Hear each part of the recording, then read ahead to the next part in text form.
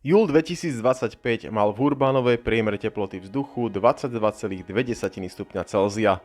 Podľa najnovšieho a zároveň najteplejšieho normálu rokov 1991 až 2020 ho teda môžeme hodnotiť ako teplotne normálny. V tomto roku sa tak stalo niečo, na čo po roku 2020 nie sme veľmi zvyknutí. Mali sme teplotne priemerný júl. Aj v poslednom období sa síce občas stalo, že niektorý z letných mesiacov mal teplotu blízku normálu, ale júl skalopevne odolával. S chladnejšími jarnými mesiacmi, najmä po roku 2019, máme u nás skúsenosti. S chladným letným mesiacom nám chýbajú.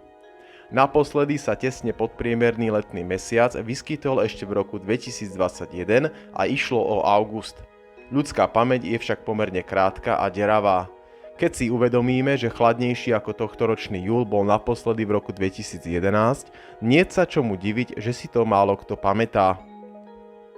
Tí, ktorí dnes oslavujú 20 rokov, mali vtedy 6 rokov a aj dnešní tridsiatnici sa asi venovali iným veciam ako sledovaniu teploty vzduchu.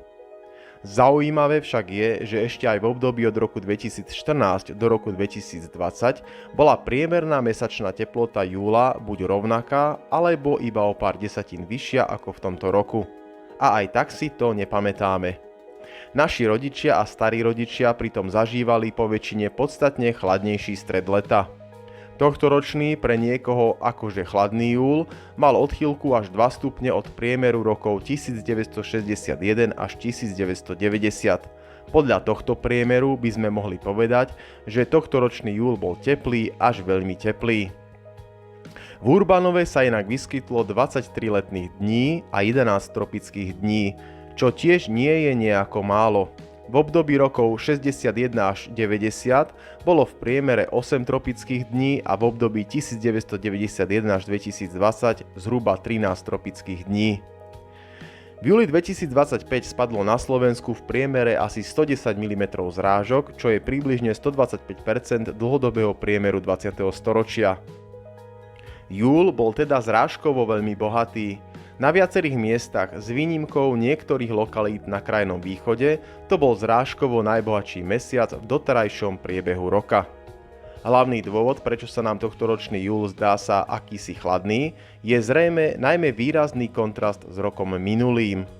Leto 2024 bolo najteplejšie a v Hurbanove bol vlaňajší júl najteplejší minimálne od roku 1901 a zároveň najsuchší od začiatku meraní v roku 1872.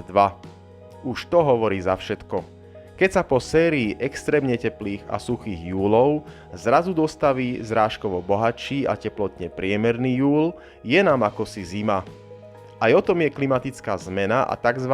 Paradox variacej sa žaby, ktorý sa veľmi často používa ako analógia pre pomalé a plazivé hrozby, najmä v súvislosti s klimatickou zmenou. Ide o filozofický koncept, prirovnanie, v ktorom ak položíš žabu do hrnca s vodou a budeš vodu pomaly zohrievať, tak žaba si nevšimne zmenu, až kým sa neuvarí.